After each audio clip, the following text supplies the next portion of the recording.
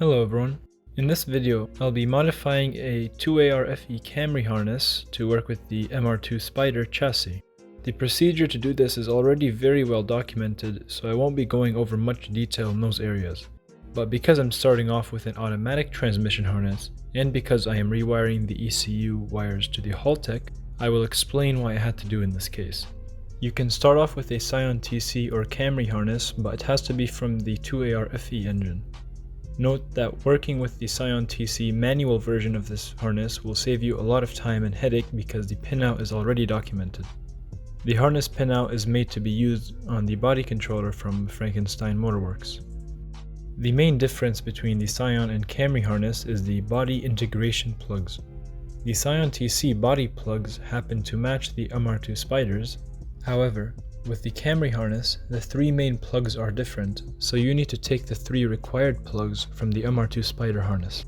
You will need a few pigtails from the old harness, so don't throw it out.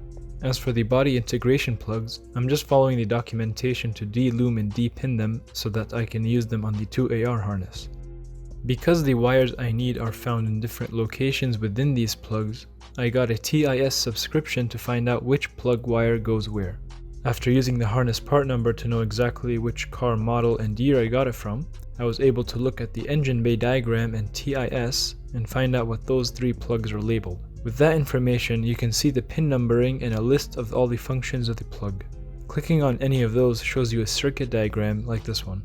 If you look at the red rectangle, you'll see that it is the highlighted reverse light plug. This plug specifically is found on the transmission. For the reverse lights, there is a power and an output. You can see that at the top is a fuse, so that's where the power comes from. It goes to the plug at pin number 2. When the transmission is in reverse, it shorts the connection to pin 1, which is the output. This completes the backup light circuit to let the reverse lights come on. This is just an example of one plug. The other plugs have a more complicated layout, but it's mostly just following the connections and seeing where they go. You just have to make sure that you are looking at the harness side of the connection and not the body side. They are usually marked B and A respectively. This is what I did with all of the information. It's much easier to organize all of the connections now to map them later. I also did this for the ECU connections as I had to rewire those to work on the Haltech. It's simple to map the wires. I just looked at the 22 wires that were needed in the documentation and matched them up. Most share the same name. For example, the AC clutch wire may be called SOL plus AC clutch. There will be a few differences in the wiring, however.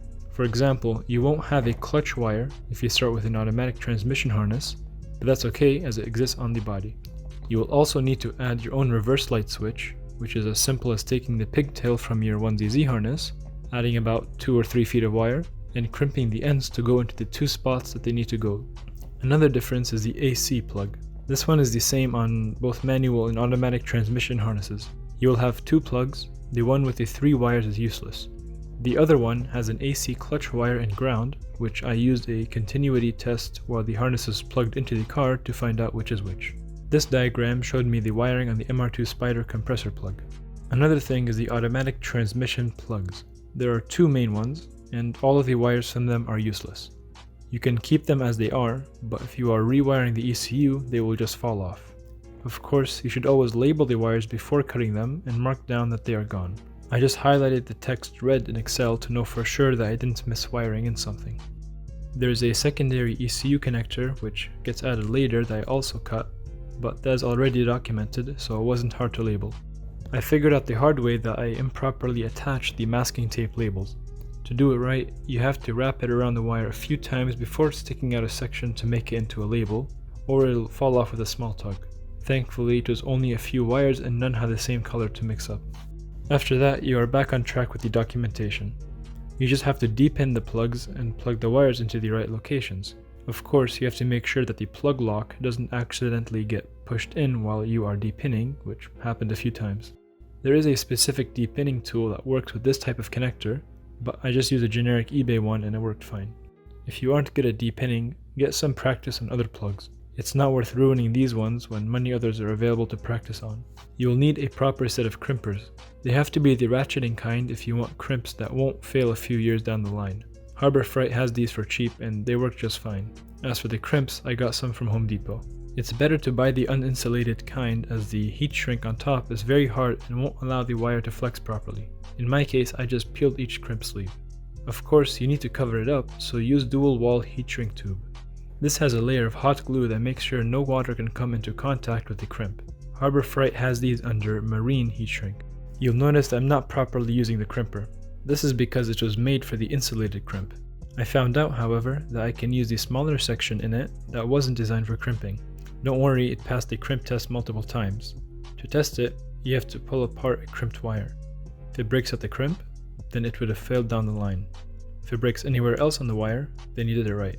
There is a small piece on it where you can adjust the crimping distance. The documentation lays out the lengths you need for each plug. I did end up with about 4 inches short on the main length, and I suspect that it was because of the layout on the Camry I got it from.